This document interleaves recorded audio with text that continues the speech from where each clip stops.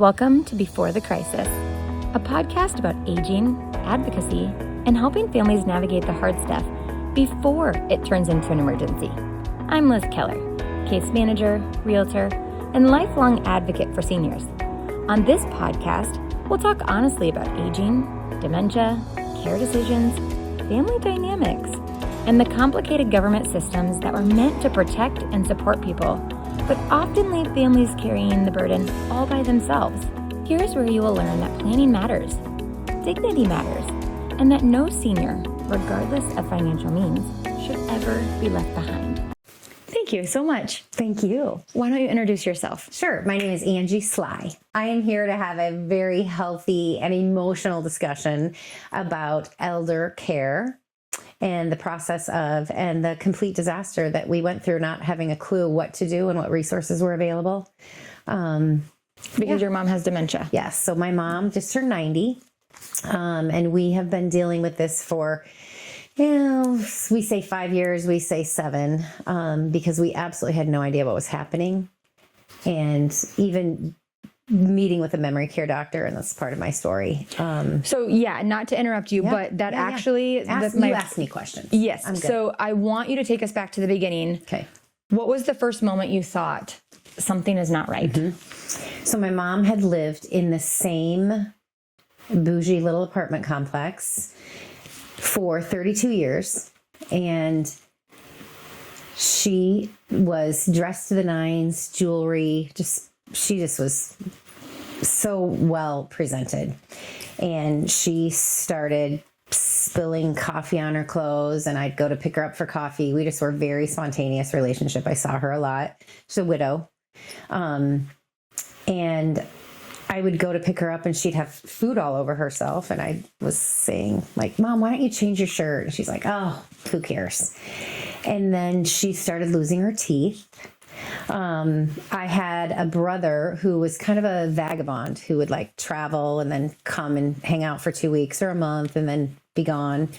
And whenever he was there, I just trusted that she was doing her little medication. I had her little medicine and her little daily things. And when he was there, I'd stop like every 3 days instead of every 1 day. And at this point, there was nothing really on my radar that something was wrong with her. It was just, we saw each other all the time, and my kids grew up with her, and she was our laundress for 10 years, and she helped raise our family. And so I would back off a little when my brother was there, knowing she was taken care of. And then I'd show up, and there'd be 4, 5, 3, whatever days of medications. And my particular family member didn't believe in Western medicine. So when I said, why aren't you ensuring that she's taking her medicine? He was like, I'm not making sure she takes her medicine. And he's vegan. And so she was literally eating rice and beans and went from 210 pounds to like 190, 180. I'm like, she's swimming in these clothes. So the whole being unkempt thing and the weight loss. You mentioned losing teeth. Mm-hmm. What was... So she's had horrible teeth forever. And she had a bridge on her bottom that when we would go to a restaurant, she would just start whipping out her bridge and like putting it on the table. That's not like her. It was so not like her. And it was mortifying. I was so embarrassed that I was in that, like, okay, I got to explain to people, or I got to cover for her. Like you do with the child that you have that's super shy. You become their voice. I became her voice, I just couldn't get a grip. So those were the first signs. The next question is, what did those early signs look like in real life, and what happened like on an ordinary Tuesday? But you kind of just said that in regards to, it was just little things that weren't her. And she had a cat, and there was cat urine all over in her closet, and never changing the litter, and food it's just so unlike her. So unlike her. And one of the catalysts where we knew something was up was she had fallen in her home. And I didn't know it. My brother was there. And on the third time, he could not lift her. And he's like, I need help. And she ended up in the hospital and with pneumonia. And I'm like, okay, there's something definitely going on. We need to figure it out. So when your brother came, it would just be like small intervals or like larger? Like sometimes for 5 days and sometimes for 5 weeks. Oh, okay. That's a whole nother podcast. I was gonna say, how did you, like, if he was just like no falls at all, and then just the 3 days he was here, she would fall? That's what I was. Well, because he was not ensuring that she was taking her medication. Okay. She was on potassium and was in AFib. So when you don't take potassium, you lose energy super fast. And she had zero energy and she would fall. So she was prone to falls if she wasn't taking. And that was still happening, not too long ago in a care facility when they're not making sure. And I walk in and there's like 3 days of medicine. I'm like, this is crazy and so against the rules. She's falling, ending up in the ER. It was absolutely nuts. When did it quickly shift from just like this to we have a problem and we need to find a solution? So the apartment's not working anymore and we need to have another plan. What was there a final straw on that? Or? Well, the hospital stay and pneumonia. I knew that she wasn't getting enough care at home, even in those brief moments my brother was there, and that we needed a higher level of care. And in between there, I was, hiring Meals on Wheels. That was a great organization that does business like on a handshake, and they would send me a monthly bill. But she started not knowing how to hit the 9 on her phone to let the security door open. So her meals weren't getting there. He didn't believe in the strawberry shakes that she loved and fried chicken because he ate rice and beans. And I thought for the health of her, we absolutely needed to get something figured out. What was super interesting among all of this is that we had gone to her primary care doctor, who was also mine, who I adore. And she thought that it was time to get a referral to a memory care doctor. And there was one very prominent one in town that's since retired that everybody went to. And literally, we were with him. I would go every 6 months with her. And I feel so embarrassed to admit this, but I thought that everyone in their early to mid 80s probably just went to see a memory care doctor. She was on 2 medications. And I never heard a diagnosis ever until we'd been with him a year or a year and a half. And I remember saying, do we even have a diagnosis? And he looked at me like I was absolutely crazy. I guess I'm not following, like, why was he just ready to retire? I have no idea. I have absolutely no idea. But here's another quick thing on that, which just kind of is par for the course. I mean, it's totally understandable when you think about this. My mom was starting to drive down a one-way street the wrong way. Mm-hmm. She would pull into her underground parking and the whole side of her car would slide against the big cement pole. Yeah. Her car was trashed. And I got a call from a girlfriend who said, why would your mom be on ML King? And I'm like, oh, she's meeting us at the Drake Diner. And she's saying, well, she was just coming head on for us. And when I would approach my mom, like she got there, I'm like, do you know that you were just going head on in front of da-da-da? And she'd swear like, damn it, Angie, I know how to drive. Just like stuff it. Mm-hmm. And very offended that I would even bring it up. So where was I going with that? You said one more thing from the doctor. So I had written a note to the doctor. And I'm like, this isn't their first rodeo. Clearly, they've been in uncomfortable situations with people who are diagnosed with dementia, who their family doesn't even know it. But it's hard to have conversations around the loved one because they don't want to admit and they don't even know that they have something going on. So I wrote this note and said, in confidence, can we please have a conversation about mom's driving? She is a danger to herself and others. And I handed it to a nurse and said, if you could pass this to the doctor, I would love to have a conversation about this. And at the end of that appointment, he whipped this thing out of his pocket and said, in confidence, can we please have a conversation about my mom's driving? She is a danger to herself and others. And I thought I was going to pass out. Yeah. My mom was like, oh, I'm fine. I drive fine. I know where I'm going. I don't get lost. And so that kind of explains where we were in that relationship. It was just odd. And I think back on that and think, if I was in with someone as their advocate and meeting with a memory care doctor, I would find out about the drugs and why and what they're for. I would ask for some resources. Who do I talk to? What should I read? Are there support groups? Are there aging resources available that there was absolutely no conversation about that. So what year was this? I'm guessing 6 or 7 years ago. That was pretty soon. I mean, that's not that long ago. Mm-hmm. Really a testament to, if we are not there every moment taking notes and being their advocate, things can go awry. Yeah. I mean, I was there and I had no idea what to ask or what we were doing. I just thought everybody went to the memory care doctor, and I'm still and he would lead the way. Yeah. Like, just tell me what we need to do. Yeah. I had absolutely no idea, and I know we'll get to this, about resources available. Did he do any testing? Like when you He first would do those little, I'm going to read you a story. Yeah. And then I'm going to ask you some questions about it. And she would kind of get some of them and some not. He would ask, who's the president? What year is it? Yeah. She would get some right. And I never left there thinking, oh, she's bad. She totally failed that test. Right. But that She's was okay. Right. But she was not okay. She was declining. Yeah. And I had no idea. What was the moment you'll never forget early on that was like, I have to do something? Mm-hmm. This is the moment that I'm not. I think having a conversation with my brother and knowing he was not going to be her advocate because he doesn't believe in Western medicine. And I'm like, she is not safe. She is not eating. She's not taking her medication. Her cat's peeing all over and she looks horrible. And she's losing her teeth. And she didn't care. Like, we'd go out in public and like she had horrible teeth anyway and has a gum disease. But as soon as that partial, I forgot to finish that story, she just threw it under the table at a restaurant because she thought it was uncomfortable and didn't want to have it anymore. Oh. And as soon as that happened and that wasn't there as its holding place, we were eating tacos at Henry J's on the South Side with my daughter one day. And she's like, oh, I think I lost a tooth. Didn't care. Wow. And dentures are really expensive. And not covered?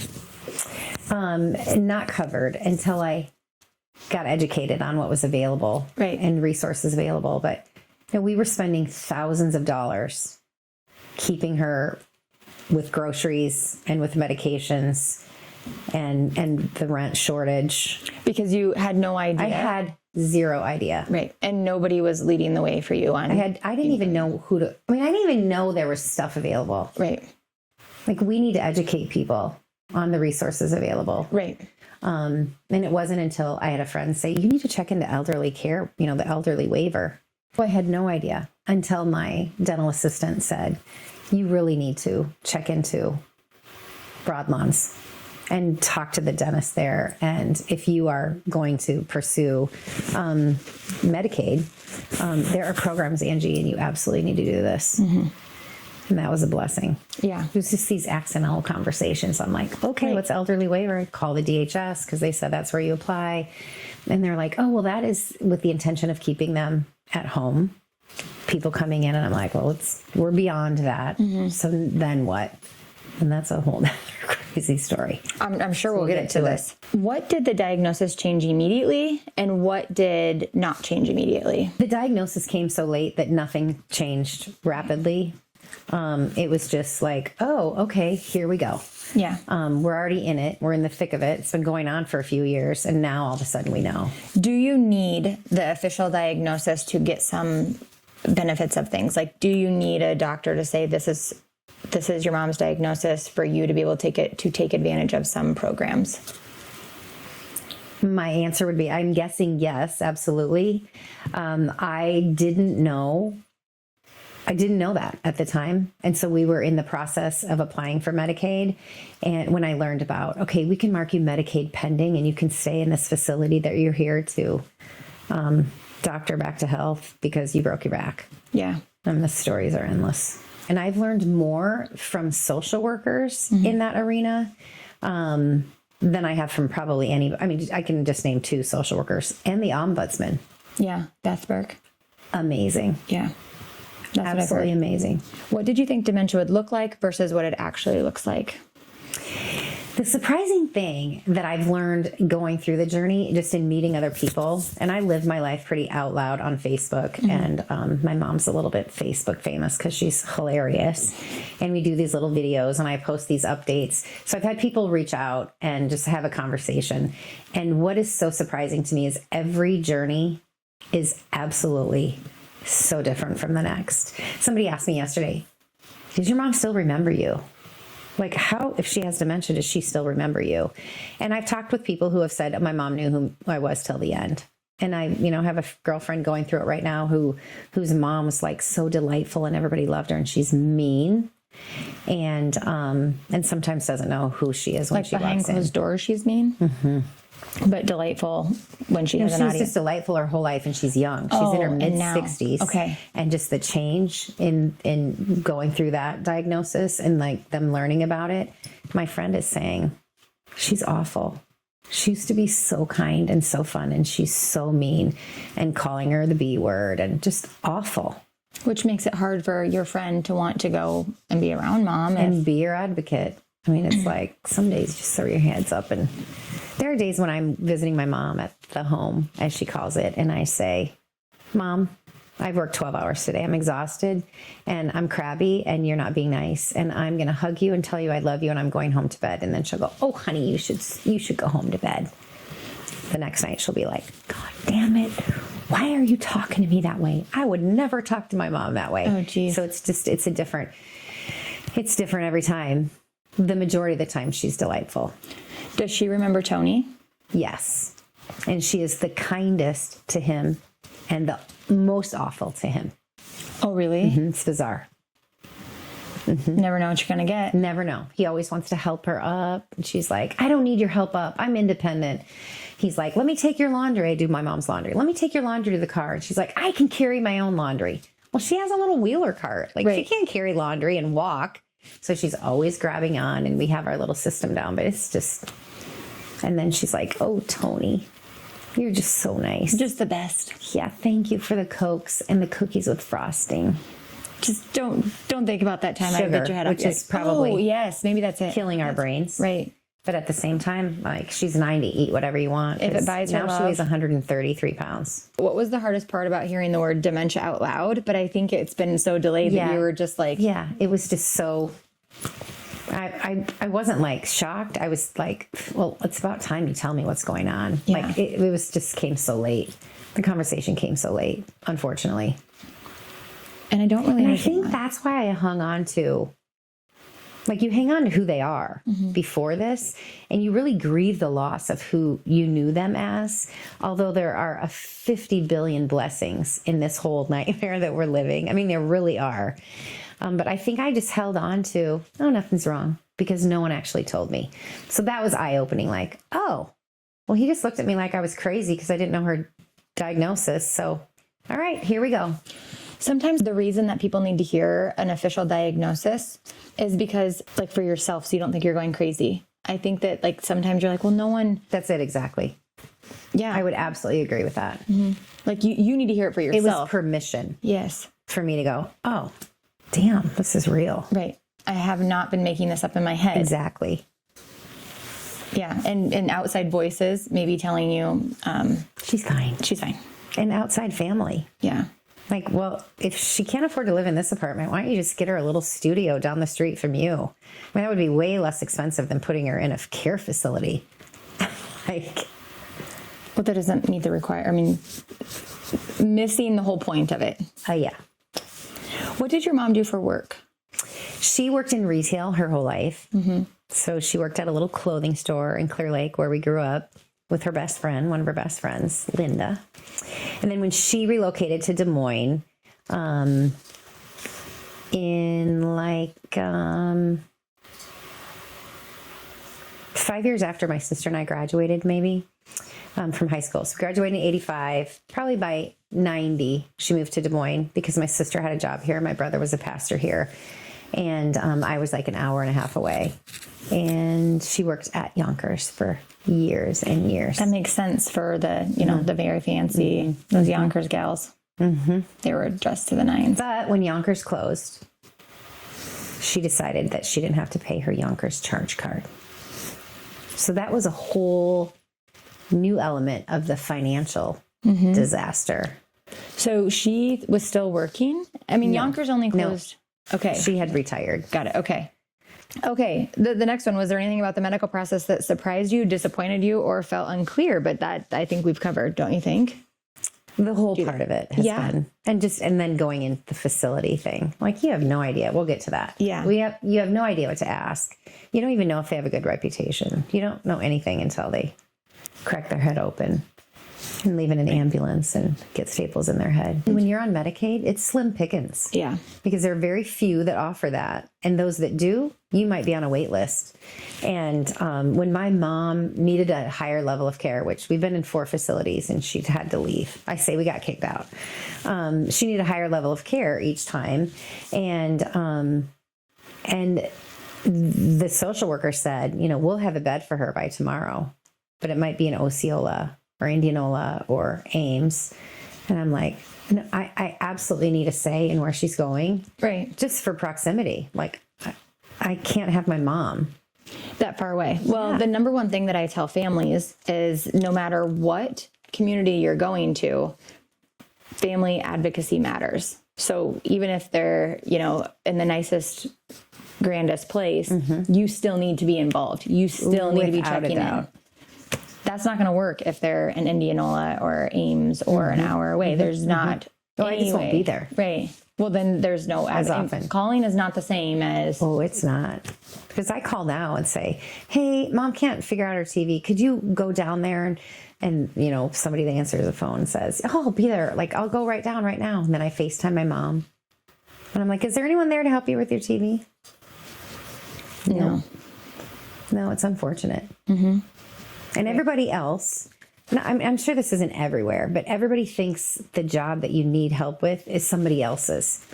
Like, oh, well, I can't get those 1,000 ants killed and dead and cleaned out on a Sunday in your mom's drawer because the maintenance people need to do that and they have bug spray. And I'm like, okay, that's not good enough. No. Because we're not having 1,000 ants in her drawer overnight. I mean, this is ridiculous. I'll personally kill all of them. Soap and water does the same thing. So crazy. Yeah. We're going to get to that story in a minute because it's an important one for sure. What were you doing that nobody saw? What weight were you carrying? This may all make me cry. I think just the emotional drain of knowing you're in charge. Like if you have a partner that travels and they're gone for 3 days or gone for a weekend, you're just a different person if you have responsibilities like a loved one or children or whatever. So I kind of liken it to that. Whenever Tony would travel or he'd be gone, and the same for him when I traveled, because I traveled probably more, that emotional burden is not a great word, but just having to be on emotionally and physically and like you're in charge and you don't have partnership, that is the lonely feeling in this. Because you have family members that are going to participate at different levels. My sister has been amazing, but she doesn't have a strong relationship with my mom and hasn't for 25 years, but she will always answer my call. And she's kind of my confidant. She listens to me laugh my head off and she listens to me sob. And finding those people is super important. But I think just the lonely part of it is that you don't have a choice. I mean, you do. Yeah. But no one's going to do it better. And you want to, but trying to juggle it around life. And I think the changes in them through this journey.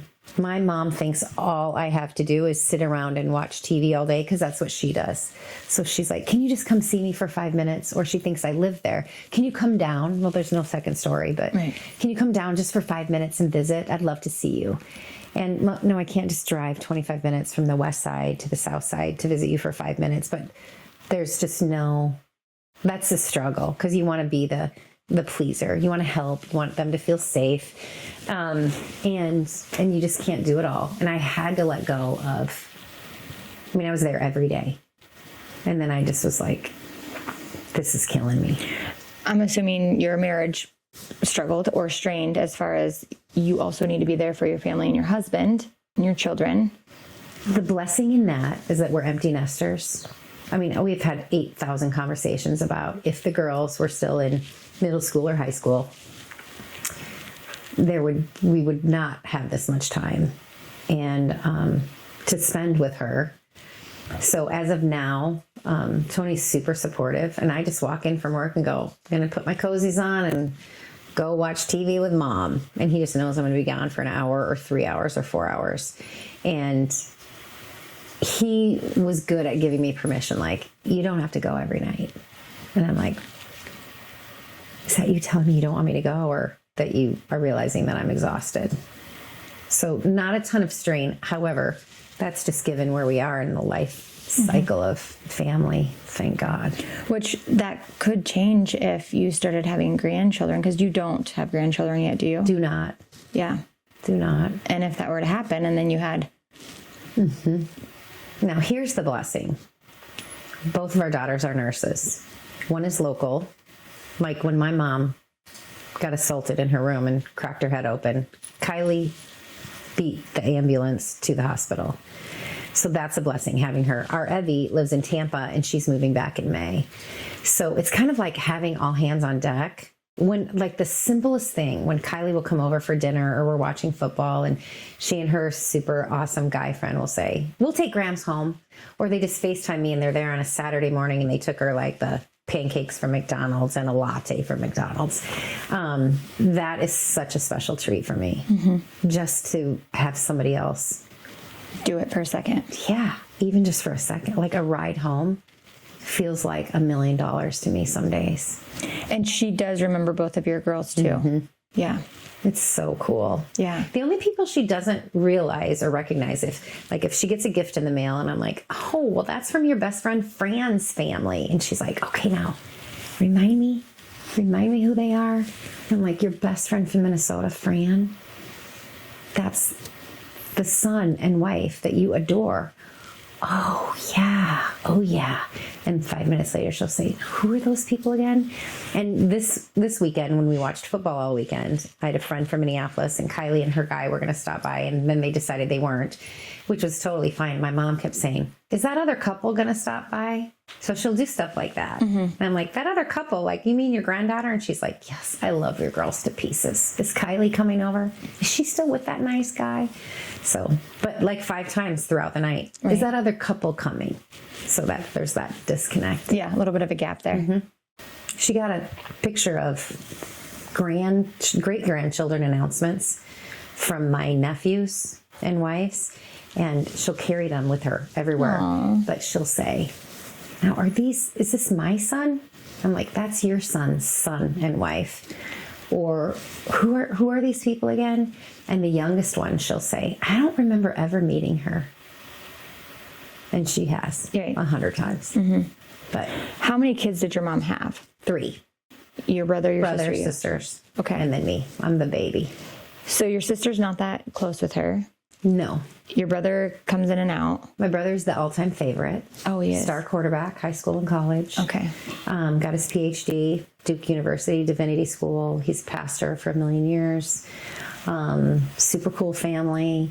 And he's the all-American. But so he doesn't believe in medicine? No, he doesn't. But he'll show up on Sundays. And when he's in town, he's in Florida for the winter. And when he's in Iowa, he stays at my sister's. And he'll come down on Sundays to do his grocery shopping and go and take my mom for lunch or coffee. Which is a blessing. Such a blessing. Yeah.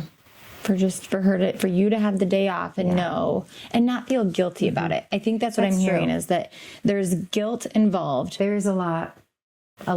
And I've come a long way. And the boundary thing, every single phone call I would answer. Now I'm like, I block her. Like, I maybe blocked her yesterday when I was with clients and I probably forgot to unblock her. And that was why I haven't heard from her today. I set an alarm to remind me. Like, it's okay. I know that if I get a call from the facility that I have programmed in, it's either her or there's an emergency and someone's trying to reach me and I'll answer it.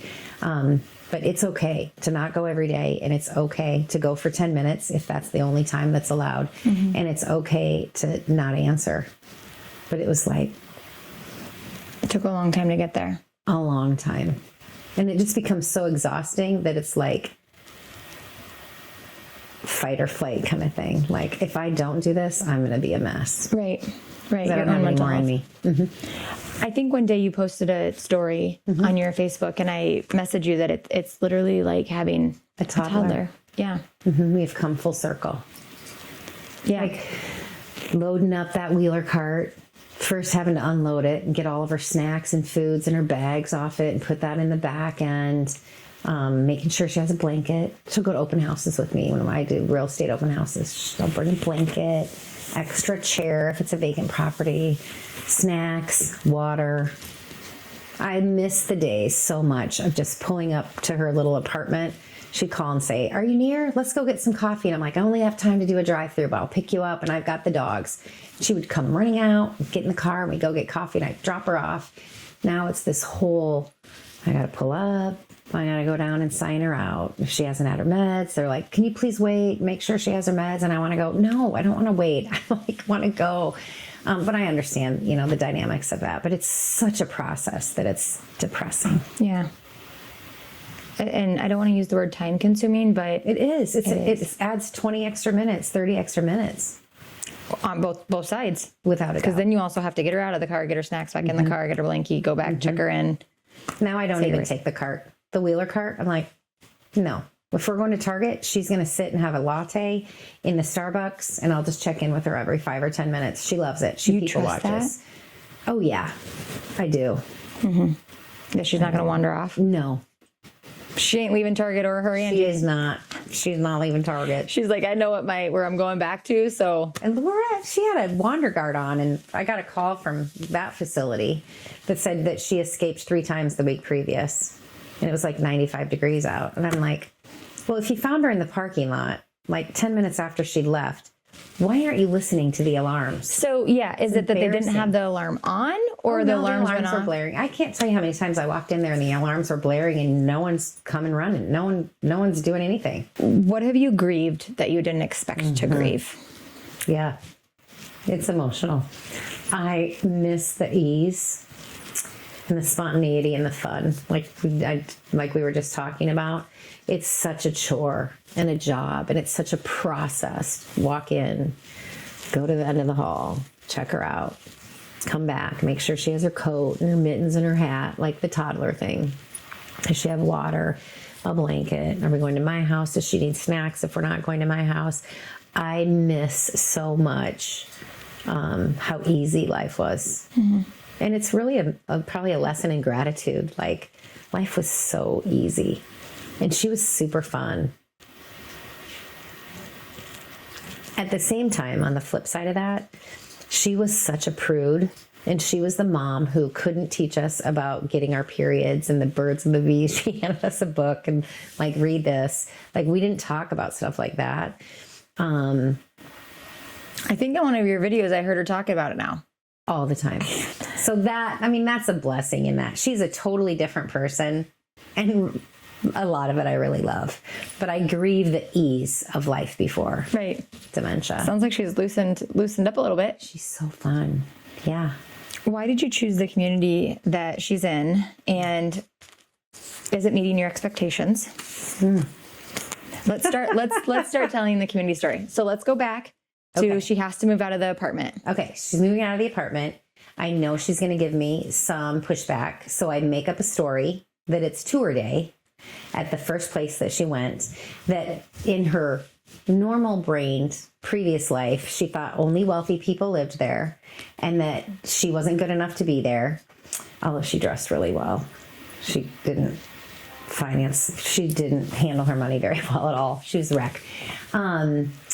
And they were private pay only. And I made up that it was tour day, and I was in cahoots with the marketing person who I adore, who's no longer there. But and I said, "Can you just play this off? Like, it's tour day, and our tour is at 1." And she's like, "Absolutely." So we went. My mom loved it. And it was just post-COVID, and they'd lost a bunch of residents who were moving in with family because there was like no enter, no exit rules. And so we had a room that was $4,900 street price for like $2,900. And this is assisted living? And this is not. Oh, yeah, it is assisted living, and they have a memory care unit. And then they also had independent living. And so we did the math. We knew it was going to cost us hundreds of dollars a month to make up the gap, but it was super close to our home. You and Tony? Yes. Okay. So we're like, okay, let's just do this. And so then from there, needed a higher level of care, snuck outside with the Rhonda guard on. She was going to look for her other apartment. That's another sign from the very beginning. When she lived in West Des Moines, she kept telling me she had this other apartment and that her cat would come down the stairs from the other apartment. Every place she has lived, she's talked about a different level It's absolutely fascinating to me. That was an early sign. So she needed a higher level of care. There's a whole story there that's kind of fun and a little bit strange, but how long was she in that one? she was there 17 months. Okay, this is community number 1. Community number 1. Assisted living. Assisted living, the last 30 days to cover their buns, they said that they would move her themselves downstairs into the memory care unit, that it wouldn't cost us any extra money, and that they would take care of moving her. And side note, I said, I know how to handle my mom. This is going to be really bizarre for her because she loves having lunch with these same ladies.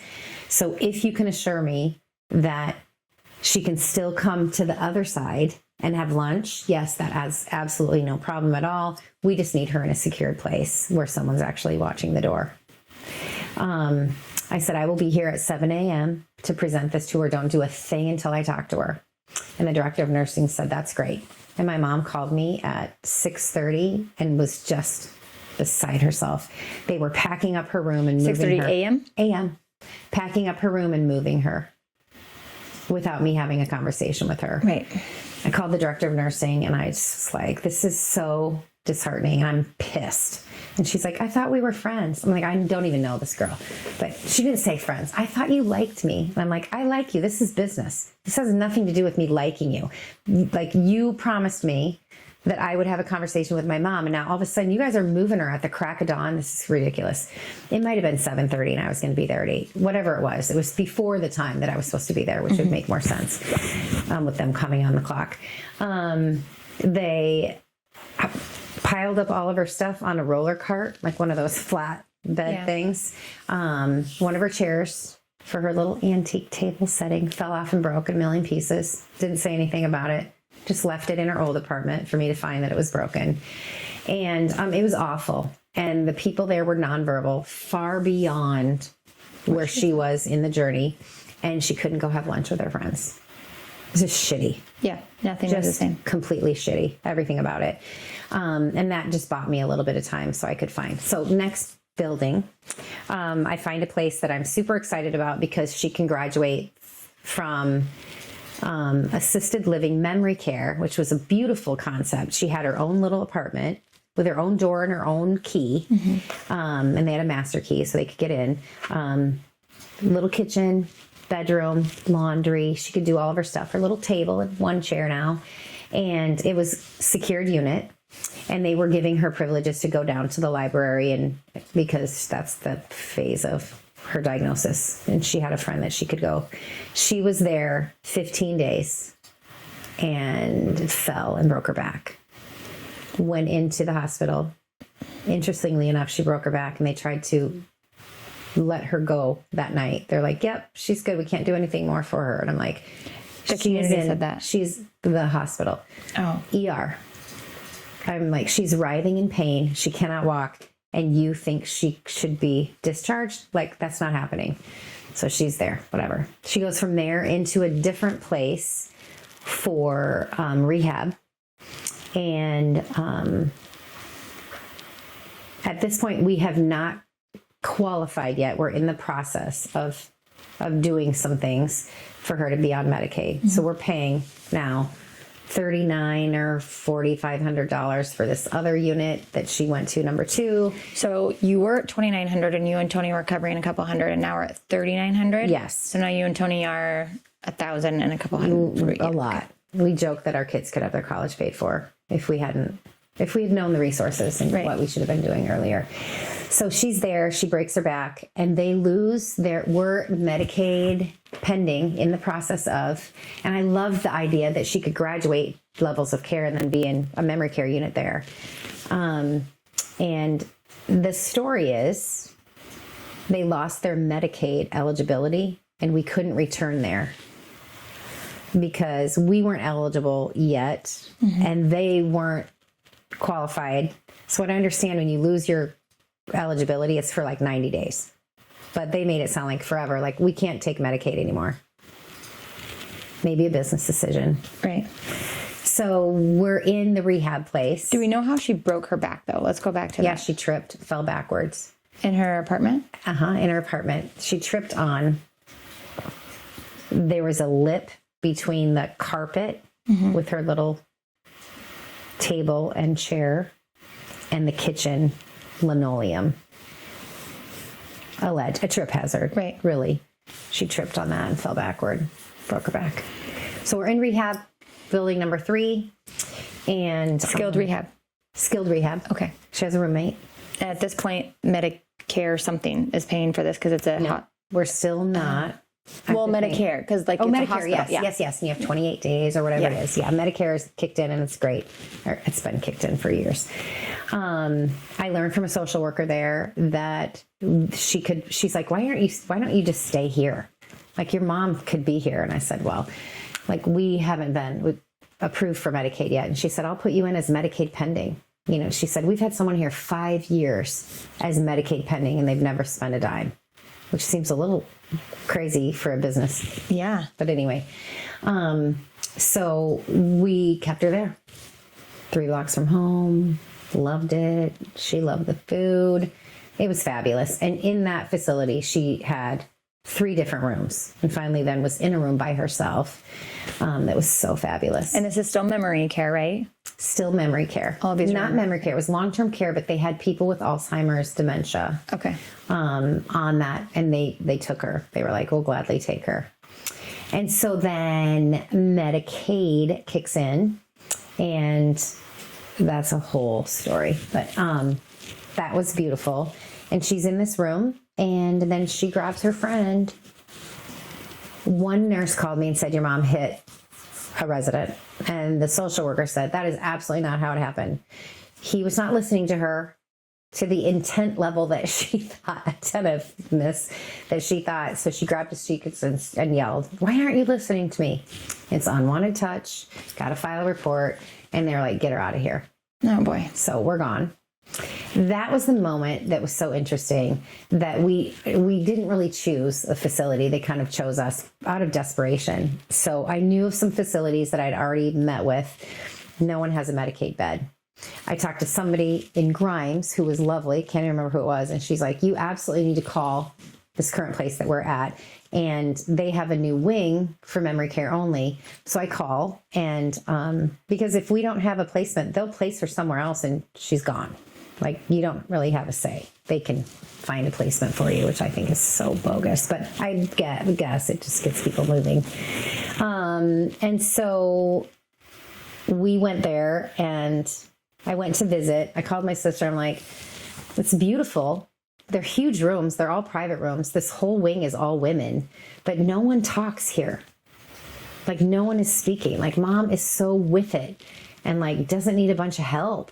And this is just really bizarre. And then the lady called me and said, we only have 1 Medicaid bed left and you need to decide today by 5. Oh, geez. Which again, I think is just part of that whole. Yeah.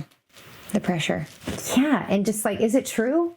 Like maybe it's true, but I always just wonder if they're doing that just so you can make your numbers. Yeah. So we go there in the first week. I'm like, this is really interesting. And this is probably not a great fit. We're going to see how this goes. And then she was assaulted in her room by a resident. And now my mom at this point is like 37 or 38 years, a widow, lives alone and has nobody coming in and out. And she's very active in clubs and go. And all of a sudden these strangers are coming in a room and taking her stuff. Mm-hmm. And at one point she's like, you need to get out of my room. This woman pushed her, a resident, fell down, cracked her head open, bloodbath, left an ambulance, staples in her head. And I'm pretty vocal, living my life out loud on Facebook. And I just posted bloody, awful pictures with the story. And I'm like, I don't even know what to do with this. And people are like, well, you absolutely need to call the Department of Inspections, Appeals, and Licensing and file a report. And you need to send a letter to the governor's office about the ratios and here's who to contact there. And by the way, I work for the Director of Human Services and here's what you should do here. And so all of a sudden, just by living my life very out loud, I'm learning about these resources. They were amazing. That you had no idea about prior to. No idea, because I want to know that I want people to know that every care facility, they have right within view, it's the law. They have to have every citation or report anyone has written about them. There's a whole book of them. you have to have access to see like, how good is this place, or how, I had no idea to look at that. So I didn't pick it. Right. And then she got demoted. So that happened again with another resident coming in her room, and they both ended up on the floor, and they were mad at me. Like my mom was some evil person, and they said, you need to come in. Went in, met with them, and the administrator said, okay, well, you have till 4:00 today to either allow us to move her to the long-term care side or get her out of here. What was that going to help by them moving her out of memory care to the long-term care side? What was that going? Because there were more people like her on that side, which is where she should have been placed before, to watch I'm like, I'll find 20 friends a week to come sit here for 2-hour shifts just to hall watch and make sure no one goes in my mom's room. Right. I mean, you can't put bed restraints. You can't put locks on the doors. There's a million things you can't do. And I'm like, well, I'll have people just be guard, like make sure. And they're like, nope, that's our solution.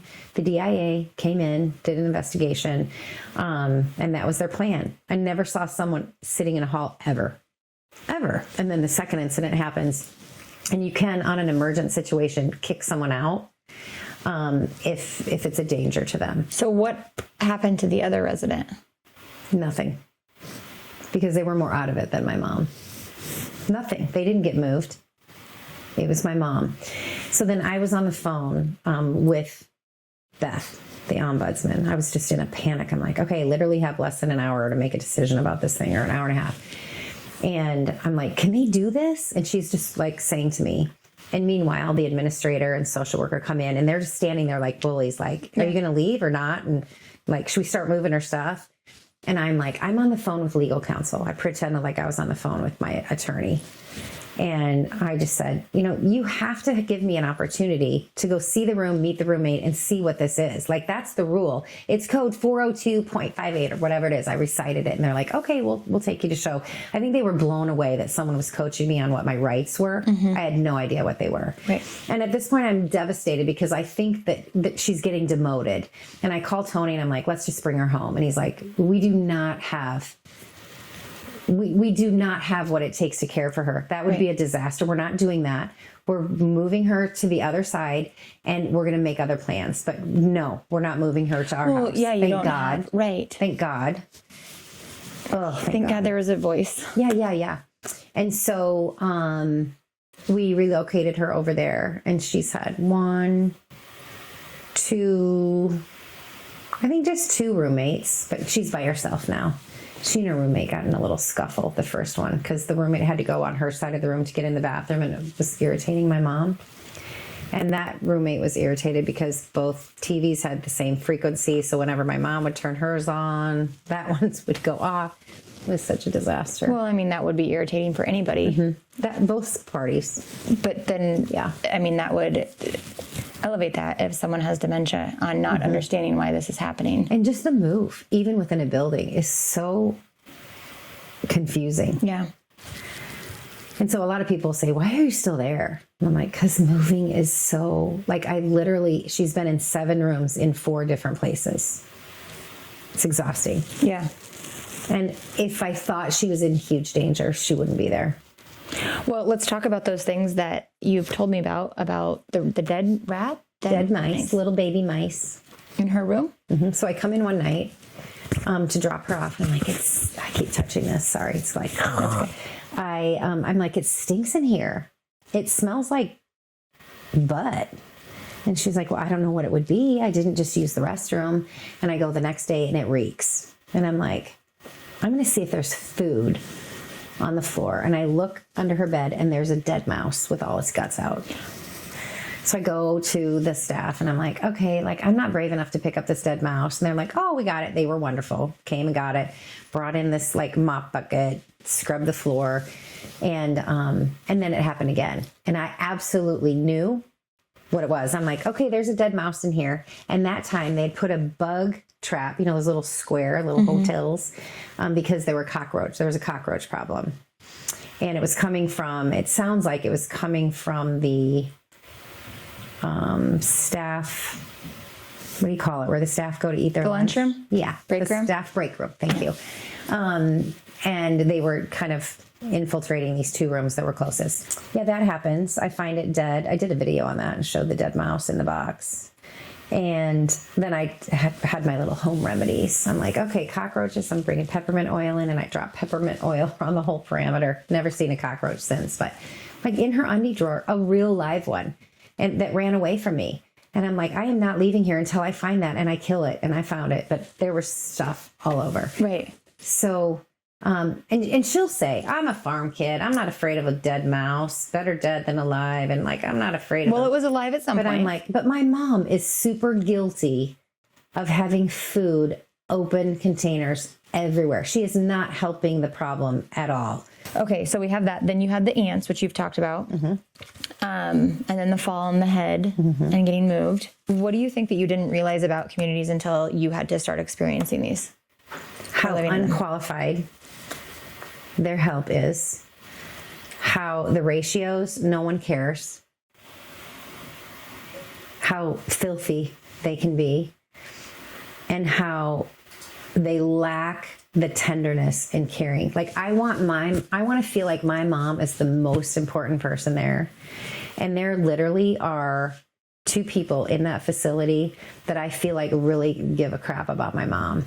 Like I will get the sweetest messages from the activities person, and she gives me updates, and she's kind of my like, okay, I can't reach my mom, and I just need her to know I'm coming to pick her up to go to her ear doctor, and can you just let her know, because I'm running late, because I'm late everywhere I go. So it's nice to have really kind people on the inside. I've coordinated a big event with Keller Williams did at this facility, and that's been really fun, and she just was great. So I think you have no idea what goes on behind closed doors, and you can go stop in and see. Everybody that sees a stranger in there is going to be on their best behavior until they see you. I mean, I told you about them dragging out my friend's mom from a room. Yeah. And who ended up having like bruises at one of the facilities. It was like, I watched it with my own eyes and I was horrified. And as soon as they saw me, because it was dark, it was 10:30 at night, and they were yanking her. I'm like, she's so frail, she's going to break in half. They were like, I just don't think they earn enough money and are like, happy people stay, right? If you are treated well and you make enough income and you have the training and there's an opportunity to move up a ladder or earn more money, those people are few and far between. And as a caregiver, I will say there have been nights I'm like, I totally get why people lose it. And of course, I don't lose it, but I'm like so tired, so exhausted, and she's being rude and whatever the case, or someone irritated me. Every night I'm there, I pack up her garbage and put it outside the door. Take all the extra food trays, put it outside the door. I'm like, that just pisses me off. I shouldn't have to do that. And some nights I'm like, ugh. So I get how that crazy happens when you're not. I mean, I get that. Would never act on it. And I love my mom dearly, and I'm her primary care person in charge of her. I feel horrible saying that. But the other perspective is that if you don't give a shit about those people and you're just there for a paycheck, of course you're going to treat them shitty. Right. Because you have nothing vested. You know, at one of the facilities we were in, their leadership was so out of touch with reality and what was going on in that building. There were techs that were coming in at 10 o'clock at night, punching in, leaving, going to another job all night, getting off that job, going back in the morning and clocking out. So they were earning double time. And they never caught that. It took months and hours of loss. Now there's the camera when they, check in. But that was at one of the facilities. I'm like, what do you wish someone would have warned you of before all of this started? What do you feel like if you could go back in time, if someone could have given you some words of wisdom or advice, what would those words of wisdom or advice be? I wish someone would have said, do this when you're at a facility. Read the reports, read the reviews, check the state DIAL site, see what their citations and fines are, and know that you're getting into a place that's healthy and safe for your mom. I wish someone would have said, do you have, money in your savings account? Does your mom have money and a house? Or is she broke? Because it's a whole different story. if you have to spend down hundreds of thousands of dollars. And there's a reason that those Medicaid places, that some facilities are like 2 years of private pay, and then we'll take your Medicaid. And they have to pay for themselves. And they know the longevity of a person that's staying there. I had somebody that was amazing explain that to me at a facility. I'm like, give me the straight skinny. And she said, you're the worst candidate for us because your mom has no money. And like, we're going to get part reimbursement for Medicaid. But it doesn't matter, Angie, if you have a mom that is a 2 assist or 3 assist, or she's in a wheelchair, and your mom is like, you have another client resident that's like my mom, like they're getting the same reimbursement for Medicaid, regardless of the level of care. So this person is way more intense. My mom's pretty easy. They're getting the same amount of reimbursement for Medicaid. I wish someone would have just said, it's like a business. Your participation is high, considering. I had no idea. They're like, when you meet with people and they hear Medicaid, immediately they're going to be like, ugh. Let them know that you have a high participation rate. So that felt good. I just wish that I would have had somebody say, here are the legit places that are private pay. Here are the legit places that are all Medicaid immediately from day one. And here are the ones that just having to do all that research myself. And yes, a social worker gave me a packet of 50 billion pieces of paper, but then calling facilities, asking questions, getting to the right person, leaving messages, not hearing back. It is a full-time job to find out where your mom or your dad or your sister or whoever should be and what's a good fit. I wanted to know up front, what is this place? How do they operate? And are we even eligible? It's awful. The apartment that your mom lived in, was that rent or owned? Yeah, she rented it. Okay, so she didn't have a house to For sell. 32 years. Wow, that's so long. She could have had that thing paid off. Mm-hmm. So we did the math on that. $350,000 Yeah. over 32 years is what she spent on rent. You need to buy a house when you're young and not sit around and wait for interest rates to go, whatever the excuse is that people are making to not buy a house. Right. It's literally how you're going to live when you have no other choice. And it's kind of the same situation analogy that with long-term care, short-term care, whatever they're doing, people don't know if they're eligible. They think they're not because they have crappy credit or they have too much credit card debt. Like, just meet with a realtor and get educated. There's my plug for realtors. Right. Like, just find out. And maybe it's 6 months down the road because you have to clean up this little piece of your credit. I think just don't know. They don't know, and they don't even know where to start. Let's talk about Medicaid quick. Mm-hmm. Because we do Medicaid from top to bottom, we always tell people to try it first. Mm-hmm. And I think we talked about this. Because we Disaster. Yes. But we want people to know and value what we're doing for them. Mm-hmm. Because with your organization. Yes, with Golden Concierge. Right. But we don't want someone to go from like nothing to us and then think, oh my God, I could have done that all myself. It was so easy. Mm-hmm.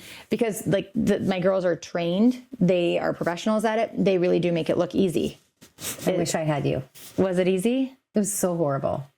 So in a nutshell, somebody said, apply for elderly waiver. I find out what an elderly waiver it is. It's not what fits. And then I talked to somebody further at the Department of Human Services, which is called HHS now, right? Not DHS. I don't even know what that stands for, but Health and Human Services. So I call, I say, I have no idea what I'm doing. Someone said I need elderly waiver. I don't want, my mom cannot stay at home. Any help that we can get with medication or housing or anything would be fabulous. And they said, okay, fill out this, 30 or 35 page application. I'm filling that out and I'm like, and they're asking me what I want. I don't even know what's available to know what I want. So I include a letter with it that says, I'm clueless. Here's my mom's bank statements. Here's what's coming in. Here's her debt. Here's where her current living situation is. And here's what we're spending a month in prescriptions. Any help would be great. They call me and say, thank you. Pretty sure you're going to get a denial letter. And I swear they do that on purpose. Mm-hmm. My people with HHS, sorry, I love you guys, but I'm wondering if that's a tactic. I don't know. But they said, you'll get a denial letter in the mail because it will probably go to the wrong queue. So sure enough, it went to someplace in Council Bluffs for not anything that I needed in Polk County. And I got this denial letter. Well, if I hadn't been warned, I would have been done like, okay, we're not eligible. Yeah, right. That's done. It. So I resubmit everything and they assure me it's going to go to the right queue. So it took probably 90 days for us to actually have a conversation, get a feel for all of that stuff. So Medicaid comes, but my mom makes her income is just over the cusp by like $40 or $50, I think, maybe $100 of what they can make in order to qualify for Medicaid. So then they teach you the loophole called the Miller Trust. So you can actually set up a trust, which is smart for people who have nothing. My mom has nothing, no assets, nothing. And so we set this trust up. They said you can hire an attorney to do it, or here's our directions. Yes, which that's something that we do too. Because it's intimidating. Right. Like you think you're like giving away something that you shouldn't or whatever. So we set that up, and literally that was 8 hours at the bank to pull myself off her accounts for another reason, which we didn't get into today, which is fine. But if you're written on accounts, you're liable for the debt that they decide not to pay. So they can come after your personal and business accounts. I met with an attorney about that, and he's like, Angie, get your name off of all of her bank accounts because they will garnish everything. If she has debt, they're going to come get that. If she has this little Yonkers card that she's not paying, they can come after you. They'll go into Sly Real Estate Group. They'll go into your personal accounts. And it literally took 8 hours for me to, over a 2-day period, to get my name out there and just be power of attorney, medical and financial. I have learned so much. It's crazy. Yeah, if I had you. Right. And it's not cheap. I mean, I know it's an investment for people to work with you. I'll be honest. I probably, knowing that I would have had to pay, that investment, I probably would have been like, oh, Lord, I can't do this. I got to muster it up. Now looking back, oh, hell yes, I would have done it. Right. It was another job. Well, yeah. And that's, again, the writing the check to us to do it for you would have been at the time, you're like, duh.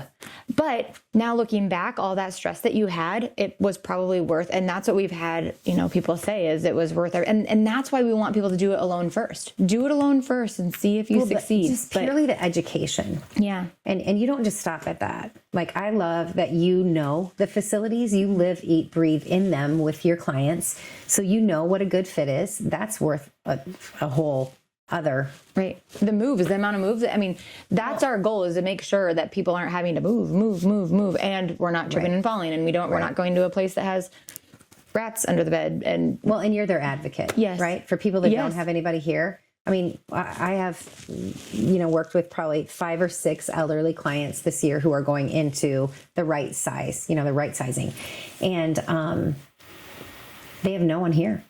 Yeah. So I'm like, oh, I'll help you with this mover. I'll help you with this. I mean, there's 2 facets, I think, of your business, right? You doing where are you going? Where are you going next? Yeah. And then what are we doing with this house? And then the Medicaid. Yeah. The 3 different ones. Yeah. Mm-hmm. And it usually takes all components. If they have a house, the timing. Yeah. Well, yes. Which we're not everybody's biggest fear.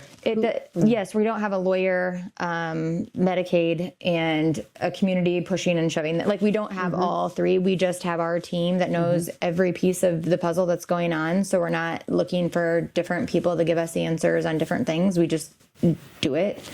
And it really takes the stress off of the whole thing for people. Right. Because it is a big deal. And I don't think people quite understand the stressors. The magnitude. It's massive. Yeah. And worse than finding daycares for your kids. And exhausting. Oh. Right. If you could rewrite the beginning of the story with the right support, like someone like Golden Concierge, would you? Absolutely. To just be able to go and walk. I think right now, too, from what I hear from you, is you still don't know all of the resources that are maybe available. Like, you still maybe are feeling like, I'm just winging this because I get new information if I talk to the right person.